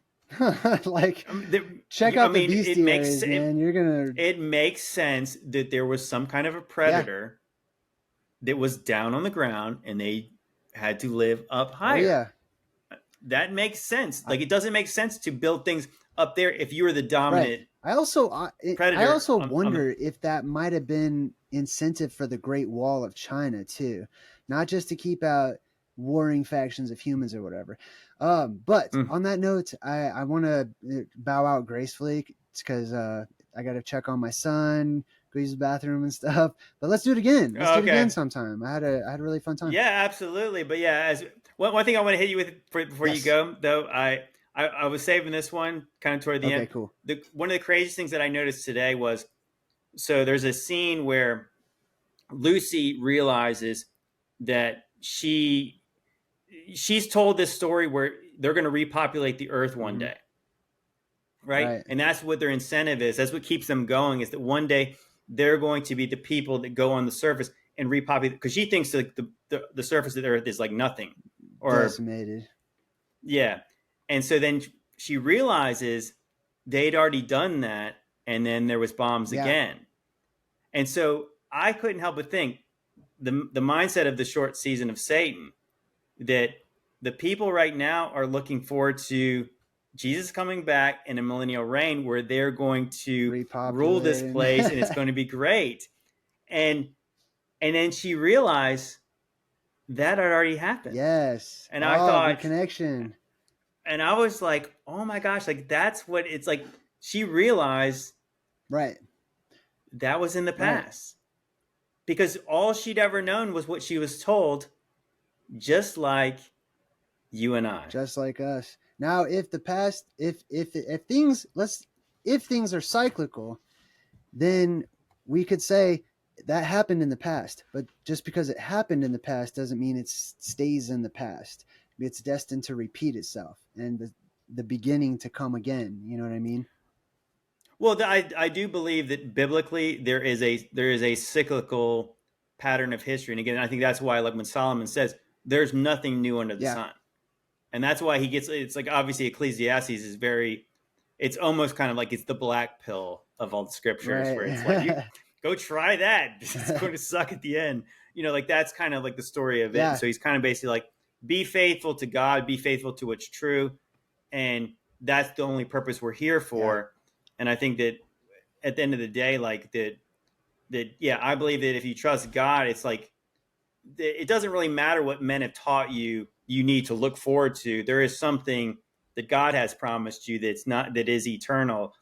But yeah, but at the end of the day, like, well, yeah, that's the good news. Yeah. That's The bad news is that yeah, like the repeating cycle of men is an yeah. apocalypse. I mean, like Well, in that's Revelation, what they we're have seeing. the holy city, the New Jerusalem, but then it also talks about how evil is not completely eradicated. There's those who live outside of the gates, the dogs, I the know. Yeah, we've sorcerers, talked about that. practices We of need to dwell on that immorality. a little bit because yeah, we were saying that like That's kind of like if the what surface world, basically, of the Fallout world is outside of this holy city or paradise type location or something. That's how yeah, I no, see it. I think you're correct on that because I think that that's what people and I've started to wonder that like even when you said in your video you were talking about the end of the world. And so like we have a view of the end of the world as like Earth being Right. destroyed. Like Like literally a like Thanos disappearance or something. but you could also say like that the end of our world as we know Right. it. Yes. And so it would be something different after that. And I think that I'm starting to wonder if like it is more like that where there's this repeating cycle where people still die and obviously God's people get to live forever with him, but there's still people repeating that cycle. And it sometimes I wonder if that because if the end is the end, like at the book of end of Revelation, that the bad people are all in the lake of fire and the good people are all in heaven. Well, why would it even need to say that the bad can't enter the Right. gates? Yes. Good point. Right. Well, anyways, bro, it was a blast having you. Yeah, we'll definitely do it again. I know we talked about potentially maybe like Yeah, you're welcome to come Alpha Talks over and I. onto my channel. I would love I'd love to do that, Okay. man. So appreciate you, man. And everybody, Jay's links are going to be in. You guys probably know where to find Jay. Jay's obviously a big YouTuber, so I'll make sure his links are in the description. But I might hang out for a little bit. Anyways, God bless you, Thanks, Jay. you too. I'll talk to you Talk to again. you soon. Bye. Yeah, man. Well, what do you guys think about that? I thought that was fun. And so I feel like that I got in here a little early, so I can actually, if you guys want, I can hang on for some Q&A if you guys want to chat for a minute. Actually, I got a couple other videos coming. Well, I got at least one more video coming that I've kind of got in the pipeline. But yeah. Yeah, I think that the show Fallout it's way deeper than I even realized as I first when I like sometimes I just want to talk about these things, but the more I start to think about it, like I was saying that the movies that we have now, like that I've interpreted a certain way, I need to re-examine them. Like it's funny he was talking about the Rings of Power, but I was like the Lord of the Rings movies with the little season mindset. I used to think that the Lord of the Rings was a story of like the pre-flood, but what if what if once again the Lord of the Rings? It's obviously told like the Middle Ages, because you have knights and castles and things like that. That evil was defeated at some point, but then evil returns, and like evil becomes myth and mythology, and things are forgotten that should not be forgotten. And then Sauron, the evil eye, returns again, and then he has to be defeated again for the last time. I wonder if that's the Tolkien telling the story of actually not the antediluvian world, but potentially the little season that we're in. Yeah, there's so much of this stuff in it's everywhere. It's everywhere. But yeah, if you guys got any questions, I'm free. I said I got about 15 minutes, so if you guys want to chat for a little bit longer.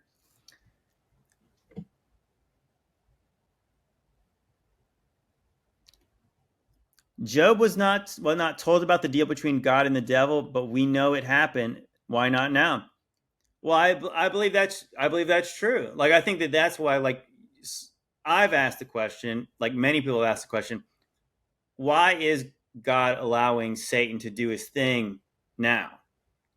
And I think maybe it's similar to the book of Job, where it's like, well, if you remove your presence from this place, you don't let them know about what happened before, these people will worship me and curse you. Maybe that's what this time is meant for. Maybe this is like the little season. I mean, I said one time my main theory about the little season is it's about faith. So it's those who believe God and trust Him, and then there's those who don't. And so those who are looking for the fleshly things will deny God when they can't see Him. But at the same time, if we're saved by grace through faith, then we don't need to see. And if we do see, it's hard to have faith in things that we can see. So I think it always comes down to faith. Thank you, Ernest. Thank you so much for that. The greatest film trilogy of all time will it never be topped? The Lord of the Rings? I would say that Lord of the Rings is very good, and the extended versions are very good. I've had an ambitious idea of talking with maybe Vitali. I know Demon Racers is down to revisit the Lord of the Rings and break them down. They're so long though. I do enjoy those movies. I think they're very well done. I think the Hobbit movies were awful. I think I started to watch a little bit of the Rings of Power. Awful. I can't even. I mean, it's hard to believe that they had the formula with the Lord of the Rings, and those new movies are just so bad. I just can't even. But I'm sure there's lots to it, though. It exposes alchemy as fiction. Yeah, alchemy is real. Obviously, if you guys are not sure what alchemy is, it's basically a form of witchcraft, and it's not just about turning base metals into gold. But I mean, it's deeper than that.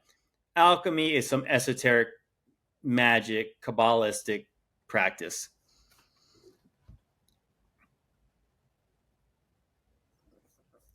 We got CFM in the chat. What's going on, man?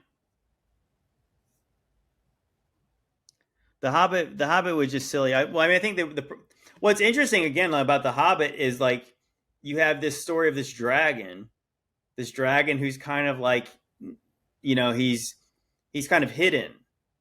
Is the story of the dragon being released? Is the desolation of Smaug, is that again about Satan as well? Probably. I'll tell you this. Talk about a black pill is when I was, so again, as I said, I was a kid of the 80s and I loved the original Star Wars movies. When episode 1 was coming out, man, we were so pumped. We were like, oh man, it's going to be so awesome. You're going to have Darth Vader when he was young and he's going to be slicing up Jedi. It's going to be so lit. and I was so excited. And then it was like, you saw the trailer to it, and it's like, he's a little kid. I don't know about that, but then they showed Darth Maul, and he looks pretty cool, and you're like, okay, a young Obi-Wan Kenobi, that could be cool. Darth Maul looks cool. And then you saw Jar Jar Binks, and you're like, what? And then they're like, oh, the second one's got to be better. And then they said, so Darth Vader's going to be grown up a little bit. Anakin is going to be a little bit older. And then he was the most annoying, whiny teenage boy you've ever seen. And I was just like, and then, yeah, by the time the Revenge of the Sith was coming out, I was just like, there's no way it's going to be good. And I was correct. It was terrible. They were all terrible. I mean, Revenge of the Sith was a little better, but they were all terrible. But again, there's lots of code in that. So like, it's interesting in those movies. Anakin is obviously some version of Jesus because Immaculate Conception, he's the chosen one. I mean, it's so on the nose that it's like, that's what he's meant to be. Even I did videos early on about the Darth Vader his costume is literally like the high priest.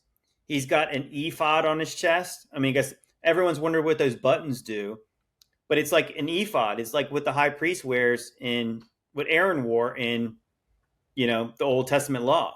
And it, like, even the buttons had Hebrew written on them. Like the original suit had Hebrew written on it. And so you think about the Darth Vader. So especially like was it Empire Strikes Back? He had to go into this special room where no one else could go. And then he would kneel down and he would contact the master. And it was like literally like he practices ancient religion and he bows down and he prays, and then this hologram of his God shows up. He's a high priest. Darth Vader is the bad guy, and he's clearly the high priest. Again, in Empire Strikes Back, Yoda. I'm not sure what Yoda's called in like these old Freemasonry texts, but yeah, they have a demon that looks exactly like Yoda. And again, Yoda is the good guy. Even again, Anakin, the sons of Anak, the Anakim, Anak's kin, giants in the Bible. There's so many biblical things. I know Vitaly wanted to do a series on Star Wars too. So we were talking about Star Wars. Yogurt is the man. Spaceballs is so good. It's hard to believe they did not make a second one of those. Yes.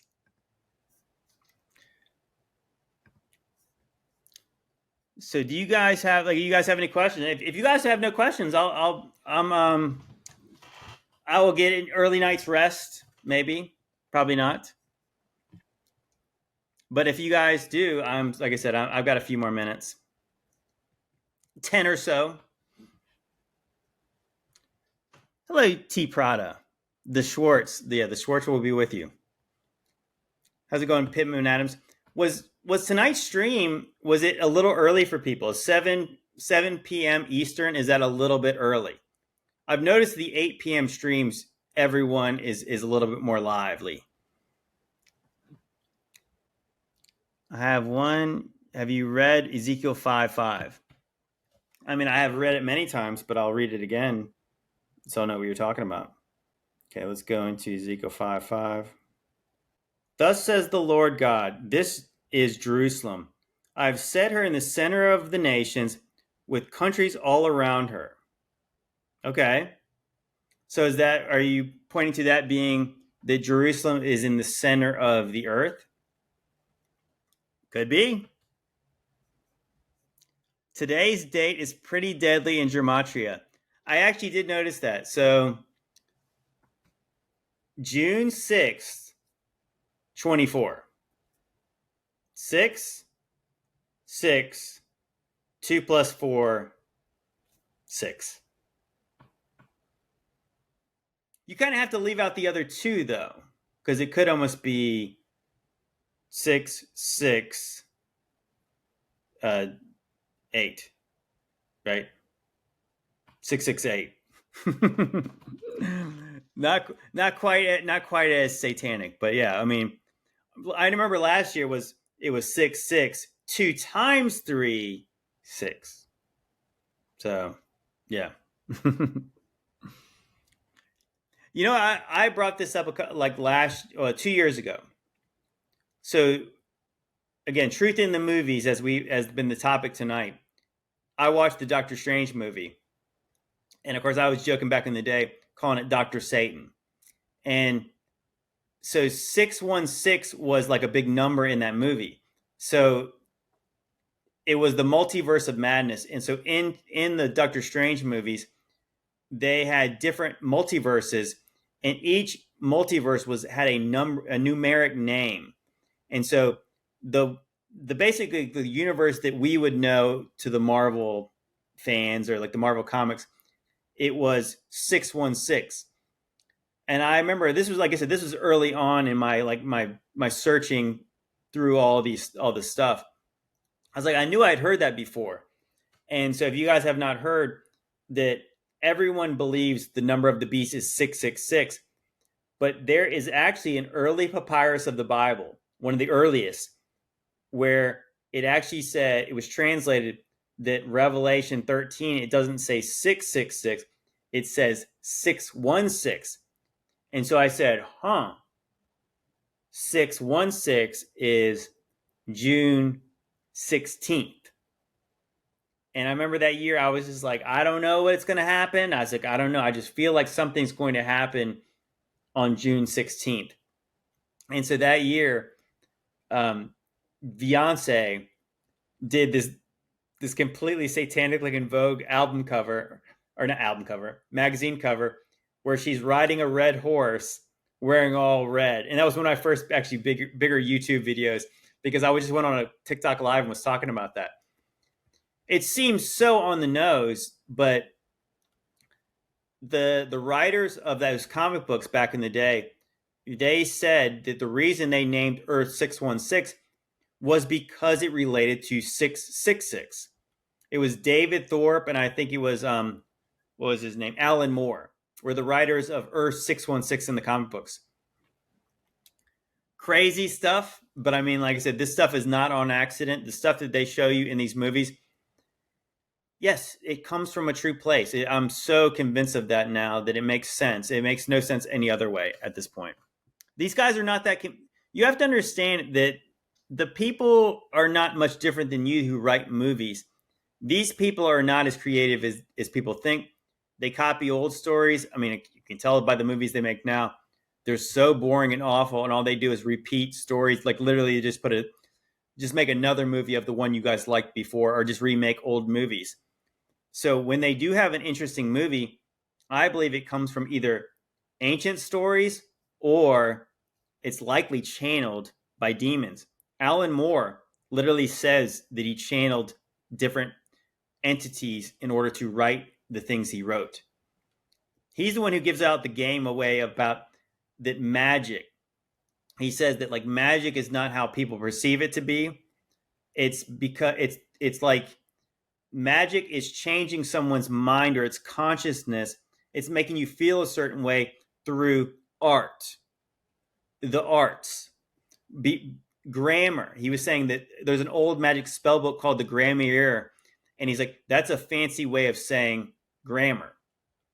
That's what magic was to him, and I think it makes sense to me.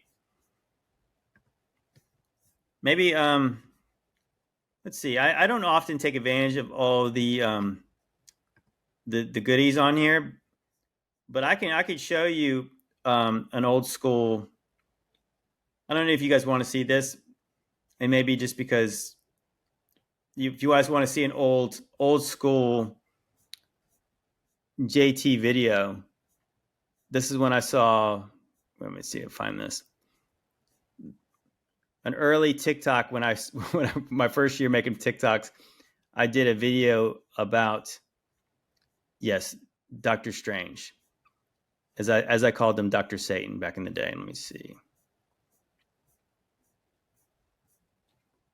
Does anyone want to see the Doctor Strange video? It's short. Let me see. Okay, you guys ready? You guys ready for the Doctor Strange? And believe me, I could make a whole new account, and it could just be satanic things in the movie Doctor Strange. Even strange. The Illuminati will see you now. Boy, oh boy. But I got one thing that I found very interesting. So I'm just going to do one thing tonight. Okay, so it's a multiverse, right? So there's multiple universes, and they all got numbers. And of course, when they get to ours, what do you think it's going to be? Starts out with a 6, and I was like, okay, what is this? They're not going to say 666. That would be way too on the nose. So they say 616, and I was like, that number seemed familiar to me, and I'll show you where. So I did a quick Google search of 616, and what do you know? In 2005, they found an early papyrus of the Bible, and in the Book of Revelation, they translated the mark of the beast as 616 instead of 666. And guess what? Marvel actually came out with a new series not that long ago, and you'll see what it's called. The new series for Marvel is called 616. If they didn't get it from there, where did they get it from? That's demonic. I hope you guys enjoyed that. I know that was probably self-indulgent to watch one of my old videos, but again, truth in the movies. So as I was saying, so we were talking about today being 666. Maybe the real day to look forward to or to be vigilant on is 10 days from now. Yeah, 10 days from now, it's going to be 616, which, like I said, they did not name it that for no reason. And again, they showed that Beyonce thing, and I know that's not a big deal. But back in those days, I thought that, okay, so Beyonce's wearing red, riding the red horse. I thought, okay, so this is what, second seal, the red horse, and then of course they had all the war with Ukraine stuff, the famines and everything. And I thought, oh man, the war is coming. Like this big war is about to happen. And now I look back at that and I'm like, the war, obviously there is wars and there's always been wars. Well, in our lifetime, there's always been wars. And now I'm starting to think they're messing with us. Like they're messing with us. In the eye, with the lens of the short season, they're messing with us. I'm not saying let's just always say this. And I feel like that I don't care if anybody gets mad when we say this. As guys like me and Paul, we continue to maybe hedge a little bit, saying we could be wrong about certain things we believe right now, because again, we've been wrong before. So to try to act like we're right for sure now, that when stuff like this still is shown to you, it doesn't mean ignore it. It does, obviously. I'm going to most likely view anytime there's futurist eschatology that seems completely on the nose, I'll say that's probably bait, but it's still worth noting, right? Like stuff like that. The fact that Beyonce is on magazine covers riding a white horse, a red horse, a black horse, and even like on her one album cover, I think it was like an electrical looking pale horse, whatever you want. I mean, it was like a lightning colored horse, whatever that is. It's worth noting, but I do think, again, I think it's likely what this stuff is that what they know they can do to us, not specifically us, like the people in the chat, but specifically us as people, is people are easily manipulated when they're afraid. When their emotions are, when they're being led around by their emotions.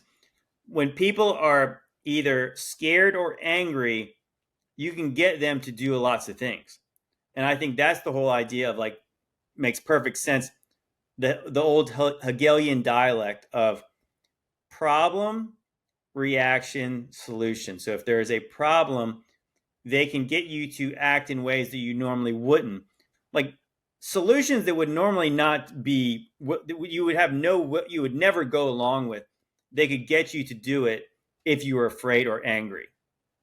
So it's like this constant trauma state they want to keep us in. So I think that biblically, I think crazy enough, and I mean, I've never actually counted all of them, but the Bible tells us 365 times to not be afraid. To not be afraid. Fear not, or don't be afraid. And so that's one of the most common phrases in the whole Bible, is to not be afraid. Because when you trust God and you're not worried about your flesh all the time, you can know that things are going to be okay. Even if they're not physically going to be okay, you know that God has promised us something that's eternal, and then they can't scare us out of those promises. So I think us as Christians, especially in the short season, we can have confidence that, you know what, God's in charge. God is on the throne. Whether we're in the little season or not, there is an eternal kingdom that Jesus is sitting on the throne, right? So we don't have to be afraid.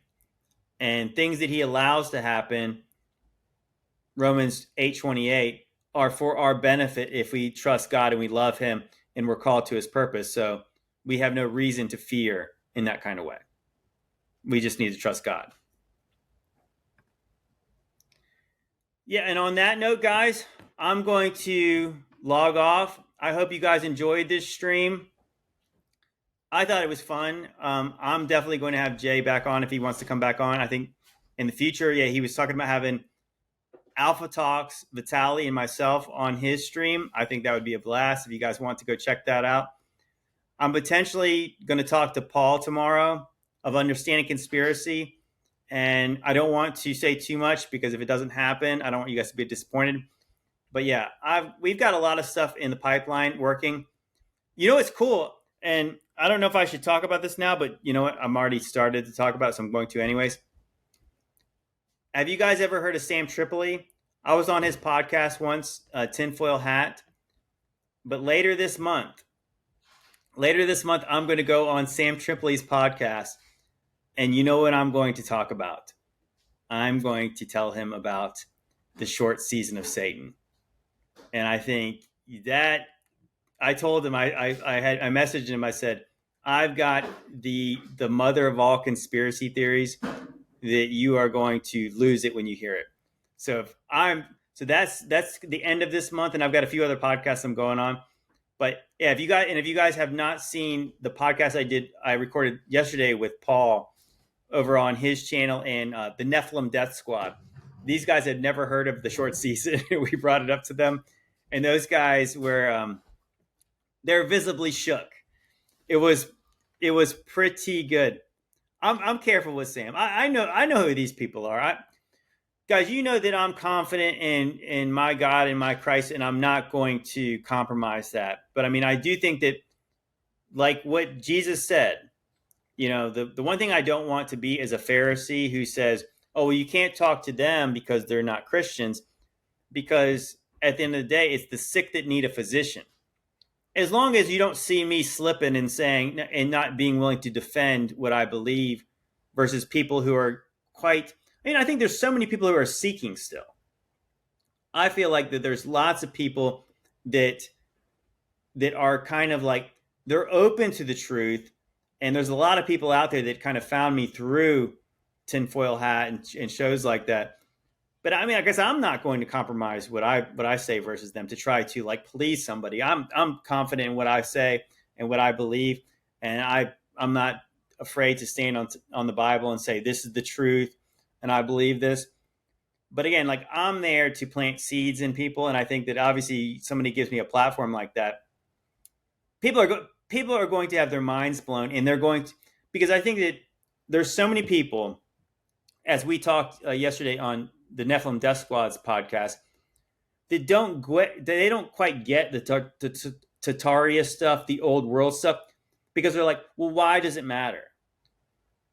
And when you give them a reason why it matters, then it changes everything. You know, I'm saying, like, that's the thing. It's like the mud flood stuff does not move people, because it's like, because they don't care about old buildings. but they will care about it when it's evidence of a millennial reign. They will care about it when it's a cover up of Jesus. And I think that's what I'm saying. Like, I think when as soon as you tell people that, all of a sudden it's like light bulb. That makes sense. And then it's like you can kind of see them slowly start just like their thoughts just taking them over and them starting to think, getting real quiet. And then we have them coming over here, reading their Bible with fresh eyes, and obviously be willing to listen to all the other things we say. So, but yes, I'm okay if you guys want to keep me accountable. If you guys goes, I'll obviously let you guys know when I'm going to be on those shows. And if you think that I'm slipping, you think I'm not saying all the truth, or I'm not quite telling all the full truth, let me know. I'm reading the Proverbs. I've been reading the Psalms, and a wise man, which I hope to be, actually is okay. They want to be corrected because we want to be right. So a wise man is okay to be reproved because it gains him knowledge. It's the fool that does not want to be corrected. So I'm okay to be corrected. Well, anyways, guys, I appreciate you guys. God bless you. I appreciate you guys, everybody, obviously, who gave memberships out today. I appreciate you guys joining us again. And once again, hit the like button. Obviously, it helps us out. Share, please, if you can. And obviously, I hope to see you guys soon. Love y'all. God bless.